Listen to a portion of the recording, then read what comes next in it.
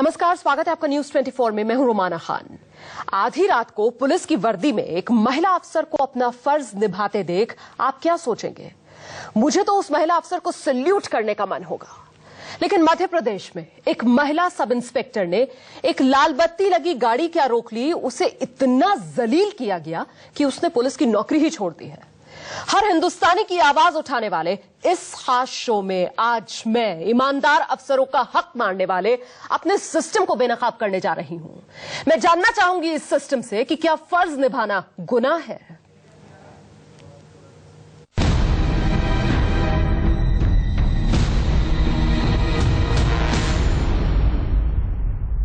अमृता को इंसाफ दो। अमृता सोलंकी, यही नाम है मध्य प्रदेश की उस जांबाज सब इंस्पेक्टर का जिसे फर्ज निभाने की सजा मिली।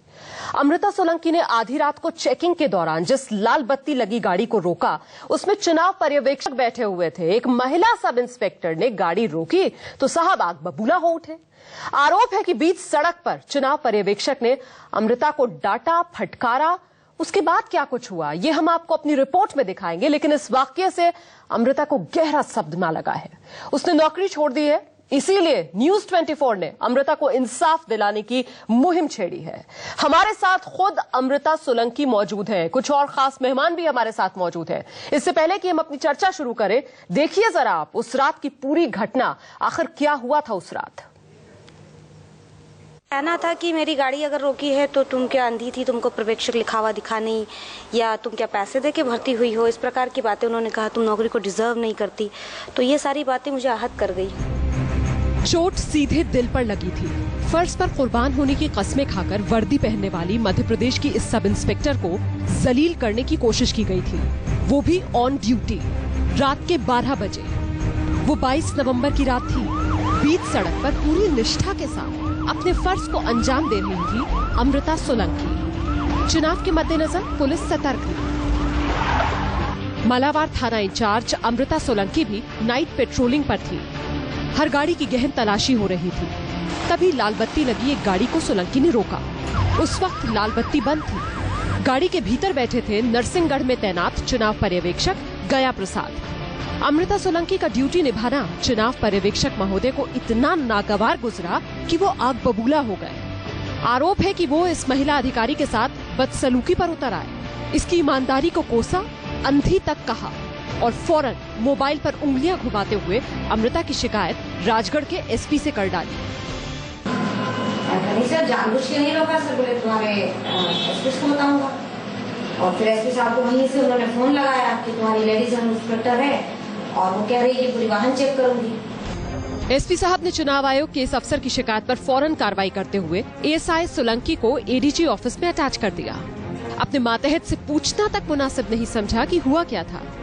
ये चोट थी सोलंकी की अभिमान पर, उसकी निष्ठा पर, उसकी ईमानदारी पर और उसके ज़मीर पर। एएसआई सोलंकी को ये कतई कबूल नहीं था, लिहाजा एएसआई अमृता सोलंकी ने पुलिस की नौकरी से इस्तीफा दे दिया।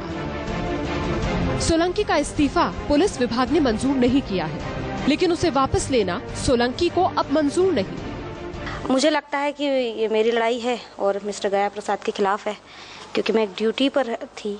मैं एक महिला ऑफिसर हूं और रात के 12:30 बजे अगर ड्यूटी कर सकती हूं तो मैं गया प्रसाद को ये बता भी सकती हूं कि मध्य प्रदेश की पुलिस पैसा देकर भर्ती नहीं करती। अमृता ने अपने इस्तीफे में पुलिस महकमे के किसी अधिकारी को इसके लिए जिम्मेदार नहीं ठहराया।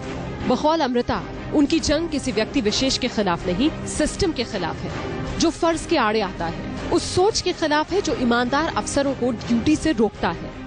चुनाव आयोग और महिला आयोग से अमृता ने शिकायत की है।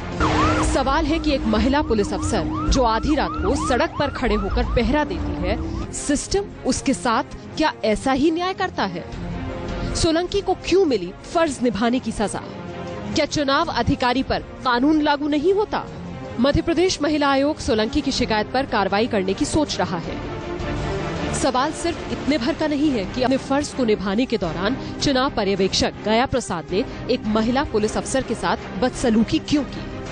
सवाल सिस्टम का है जो गया प्रसाद जैसे अधिकारियों को गुमान पालने की छूट देता है कि कानून और कायदे किसी खास के लिए नहीं, सिर्फ आम हिंदुस्तानियों पर लागू होते हैं और वो जब चाहे अपने रुतबे और धाक से किसी की ईमानदारी को कुचल सकते हैं। अमृता सोलंकी की जंग इसी सिस्टम के खिलाफ है और ये तब तक जारी रहेगी जब तक गया प्रसाद जैसे अधिकारी सड़कों पर मनमाफिक कानून करते रहेंगे। Bureau report, news 24। खास मेहमानों का एक पूरा पैनल इस वक्त मेरे साथ मौजूद है। पीड़ित लड़की अमृता सोलंकी मेरे साथ मौजूद है। वो ईमानदार महिला अफसर जिसे उसका फर्ज निभाने की सजा दी गई।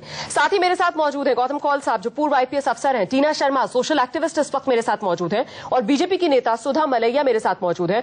बहुत बहुत स्वागत है आप सभी का। सबसे पहले अमृता, आप बताइए जरा दर्शकों को उस रात आपके साथ क्या हुआ।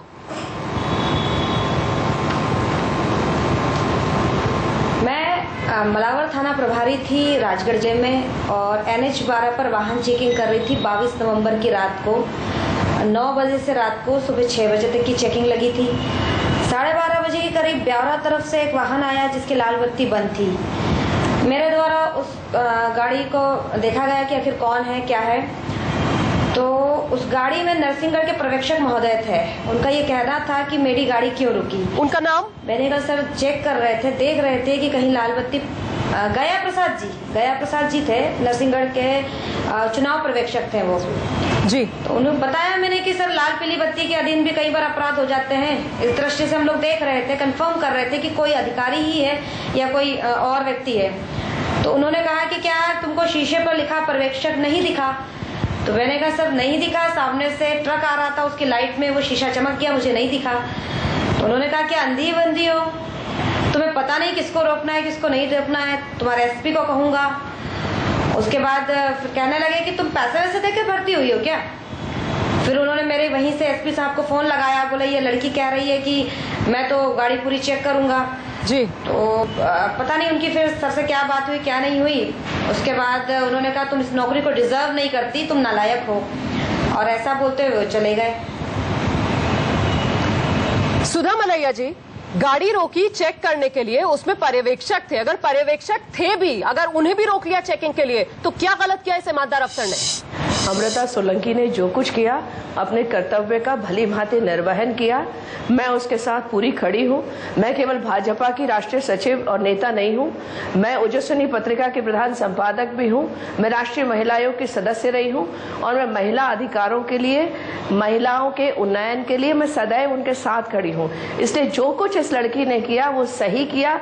अगर आगरा में सुधा मलैया जी, पिछले महीने की घटना है, आज तक आपने इस लड़की के लिए आवाज क्यों नहीं उठाई? देश खड़ा हो सकता है।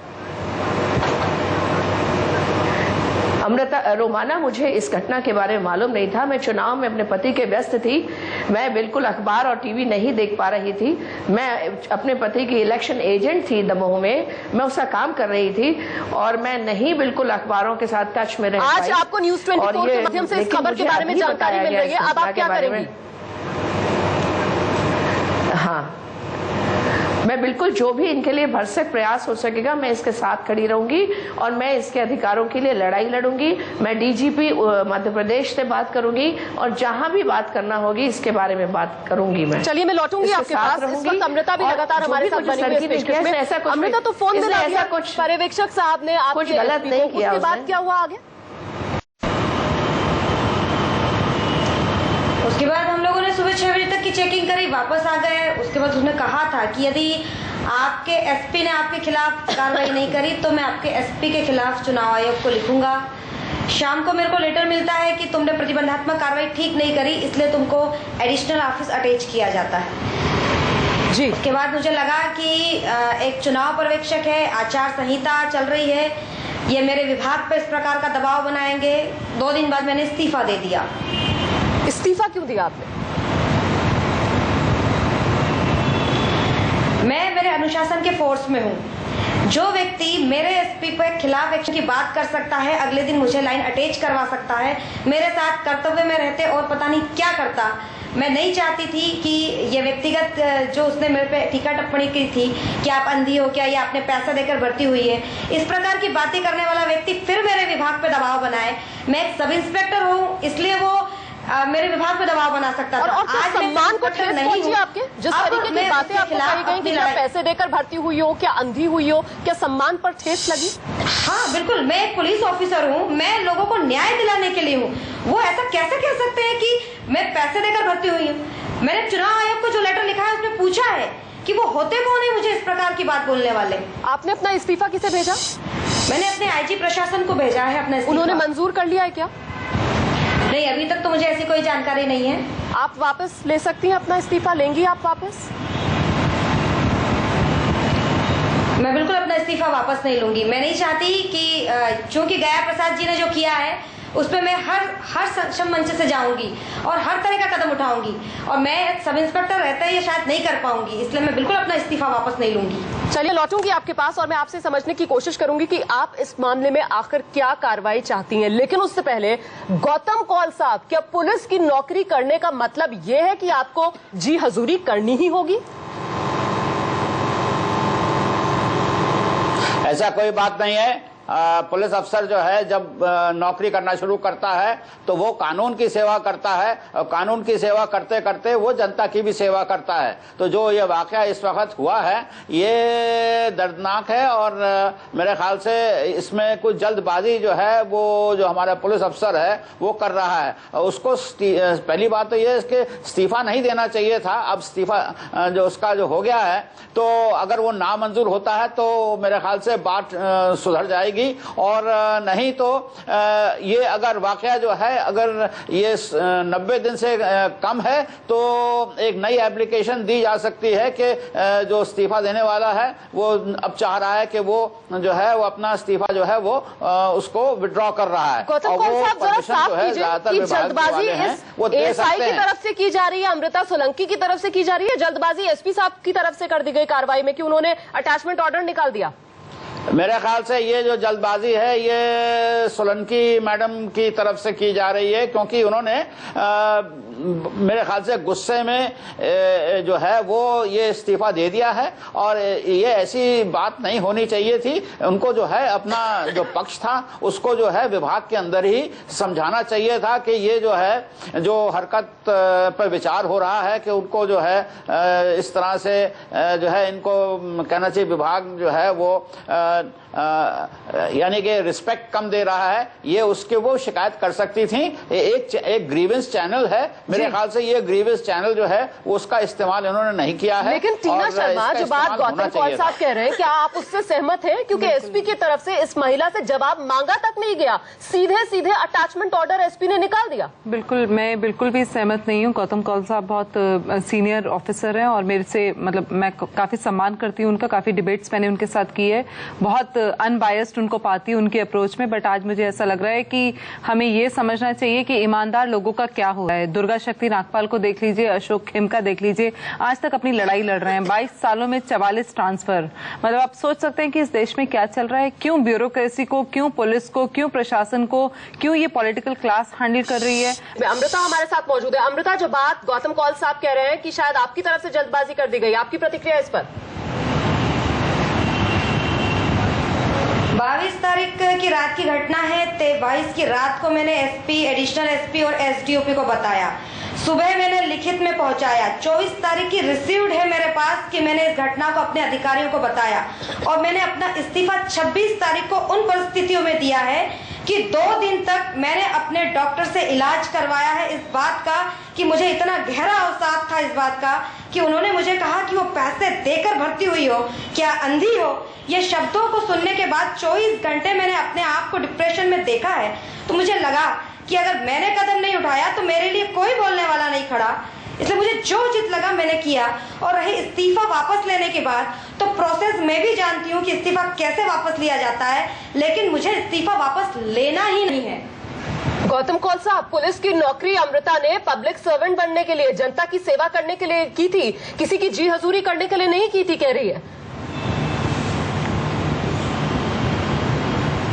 मैं इनकी भावनाओं का आदर करता हूं, पर पुलिस में जब इन्होंने कदम ही रखा है तो तरह तरह के जो पहलू हैं या तरह तरह के नेताओं के जो रूप हैं ये भी सामने जो हैं आते हैं और उसको झेलना पड़ता है। मैं भी अपने सर्विस के वक्त में इस तरह के वाकयात जो हैं वो झेल चुका हूं, पर ये इस्तीफा देने की जरूरत नहीं है। इस्तीफा अगर दे रहे हैं तो ये जो वो लोग हैं जिन्होंने इस लेडी ऑफिसर को जो है वो ठीक तरह से उसकी प्रार्थना सुनी नहीं है, ये उनकी जीत है। और ये लड़की लड़की, ये जो औरत है, इसने अपनी हार मान ली है। ये कैसे हो सकता है? सुधा जी, क्या ये एक महिला का उत्पीड़न नहीं है? ये बिल्कुल उत्पीड़न है रोमाना जी। मुझे इस बारे में बहुत मुझे जो हमारी एक और महिला साथ में बैठी है, मुझे उनकी बात पर गहरी आपत्ति है कि उन्होंने इस बात को बहुत गलत तरीके से प्रस्तुत किया है। यहाँ तो पॉलिटिकल क्लास का कोई मतलब ही नहीं है जी। क्या मतलब है? यहाँ तो एक ब्यूरोक्रेट है, यूपी का पर्यवेक्षक गया प्रसाद एक ब्यूरोक्रेट है, और उनको ये तमीज और शिष्टाचार होना चाहिए कि किसी महिला से क्यों, किसी भी इंसान से उनको ये कहने का हक नहीं कि तुम अंधी हो क्या। बिल्कुल गौतम कौल साहब, मेरा सवाल यही है कि एक ब्यूरोक्रेट को ये अधिकार किसने दे दिया कि वो अपने मातहत अफसर के आत्मसम्मान पर ठेस पहुंचाए? बिल्कुल सही बात है। चीज ये है कि पूरी तरह ये जो पुलिस अफसर हैं, इन्होंने अपना इस्तीफा दे दिया, मैं इस्तीफा लूंगी नहीं, तो आगे की जो कार्रवाई है जो कि प्रेक्षक के खिलाफ होनी चाहिए, वो आला अफसरों के पास जाकर लिखित शिकायत दे चुकी है, रोमाना के खिलाफ हुई है। रोमाना, मैं एक दूसरी बात पूछना चाहूंगी। दंडनीय है रोमाना, हर व्यक्ति के पास मीडिया में आने का चारा नहीं होता है, ऑप्शन नहीं होता है। आपने इस केस को पिक किया, आप इसको दिखा रहे हैं, इस पे मुहिम चलाएंगे, पर कितने ऐसे अन्याय हो रहे हैं इस देश में। अमृता हमारे सामने बैठी है, अगर आप इसको नहीं पिक करते तो क्या ये मुहिम यहाँ से चल पाती? मैं भी साफ कर दूं कि न्यूज 24 का मकसद ये खबर दिखाने के पीछे यही है कि आगे से अगर कोई ईमानदार अफसर और महिला ईमानदार अफसर अपना फर्ज निभा रही हो तो इस तरीके से उसे अपनी ईमानदारी की सजा न दी जाए। अमृता हमारे साथ लगातार बनी हुई है। अमृता, इस्तीफा वापस लेंगी क्या? भले कुछ शर्तों पर, और क्या हो सकती हैं वो शर्तें जिन पर आप वापस लें अपना इस्तीफा? देखिए, गया प्रसाद जी ने दबाव बनाकर मुझे वहां से हटवाया। आज मैं अपना दबाव बनाकर या इस्तीफे का दबाव बनाकर अपनी बात मनवा लूं तो मुझ में और उनमें अंतर क्या रह जाएगा? तो इस्तीफे के लिए कोई मांग रखना या मेरे साथ ऐसा नहीं हुआ तो मैं ये कर दूंगी, ये ना मेरी भावना तब थी ना अब है। 23 तारीख को फाइनल रिपोर्ट जानी थी चुनाव आयोग को जिले की, और वही दबाव मेरे एसपी पर उन्होंने बनाया है। ये बात मैं जानती और समझती हूँ, इसलिए मेरी नाराजगी मेरे डिपार्टमेंट से बिल्कुल नहीं है, पर मेरे कारण मेरा डिपार्टमेंट क्यों परेशान हो? यदि मुझे कहा गया है तो मैं अपने आप में सक्षम हूँ। मैं दिखाना चाहती हूँ गया प्रसाद जी को कि मध्य प्रदेश की एक महिला सब इंस्पेक्टर क्या कर सकती है। यदि मेरा विभाग उस दिन चाहता तो उनके साथ क्या कर देता। आप जितनी बातें कर रही हैं अपने विभाग के पक्ष में, क्या विभाग की तरफ से भी मर्यादाएं नहीं बढ़ाई गई?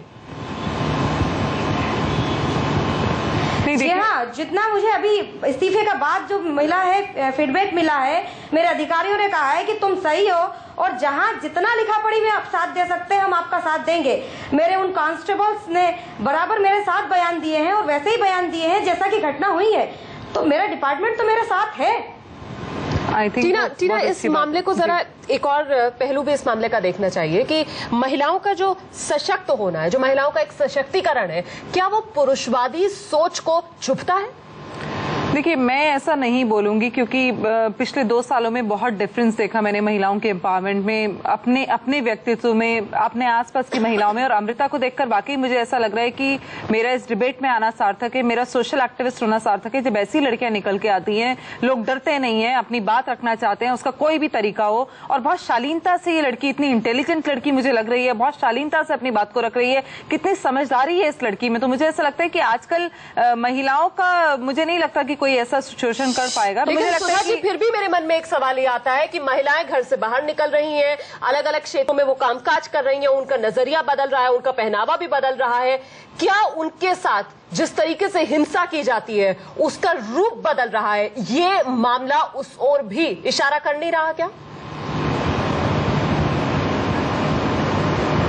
देखिए, हर जगह महिलाओं के साथ हिंसा करने के बहुत तरीके हैं। हर तरीके से जो बात आपने कही, महिला सशक्तिकरण पुरुष के लिए एक चुनौती के रूप में आता चला जा रहा है। महिलाएं खड़ी हो रही हैं। ऐसे भी समाज में बहुत सारे पुरुष हैं जो महिलाओं को सशक्त होते देखना चाहते हैं, लेकिन ऐसे भी बहुत हैं जिनको उनका सशक्त होना चुभता है। मैं चाहूंगी कि मैं इसकी लड़ाई लड़ूं, और लेकिन आप कब लेकर जाएंगे डीजीपी के पास अमृता सोलंकी को? गौतम कौल जी के द्वारा या इस सोशल एक्टिविस्ट के द्वारा? अमृता, आप मिलेंगी? मुझे अपने मुख्यमंत्री जी पर भी पूरा विश्वास है। जी अमृता, सुधा जी से मिलेंगी आप जाकर? सुधा जी ने जो कहा उसके लिए मैं थैंकफुल हूँ। लेकिन मैं एक बात जरूर कहूंगी कि सरकार चाहे कांग्रेस की बने चाहे बीजेपी की बने, बिल्कुल हम लोग राज्य के विषय है, पुलिस राज्य का विषय है। यदि कुछ चेंज करना है तो हमारे पुलिस रेगुलेशन में चेंज करें। हमारे को डीजीपी के पास जाने के पावर है, हम लोग चले जाएंगे। हमको हमारे डीजीपी साहब मिलते हैं, आईजी साहब मिलते हैं, मुझे उनके पास जाने के लिए किसी के साथ की जरूरत नहीं है। पर यदि अगर चाहते हैं कि वास्तव में पुलिस में कुछ बदलाव आए तो आप लोग पॉलिटिक्स वाले लोग हो, आप जाइए और आपके संसद के अंदर या आपकी विधानसभा के अंदर हम लोगों के लिए कुछ करिए ना। सड़क पर उतरना या किसी अधिकारी से मिलना ये कोई बिल्कुल सुधा जी। और अगर अमृता विभाग की तरफ से कहा जाएगा आपको कि नहीं आपका इस्तीफा मंजूर नहीं होगा, आप अपनी ड्यूटी निभाइए, अपना फर्ज निभाइए, तो फिर आप सम्मान करेंगे उस आदेश का भी? मैं तो इतना चाहती हूँ कि पहले मैंने अपने विभाग को बताया और चूंकि आचार संहिता का दबाव मेरे विभाग पे था, मैंने चुनाव आयोग को और महिला आयोग को बताया है। यदि इस पर ठीक से कार्रवाई नहीं होती है तो मैं न्यायालय जाऊंगी और जब तक गया प्रसाद जी ने जो कहा है उसकी सजा उनको नहीं मिलती तब तक मैं अपने विभाग में नहीं आऊंगी। और क्या सजा चाहती हैं आप उनके लिए?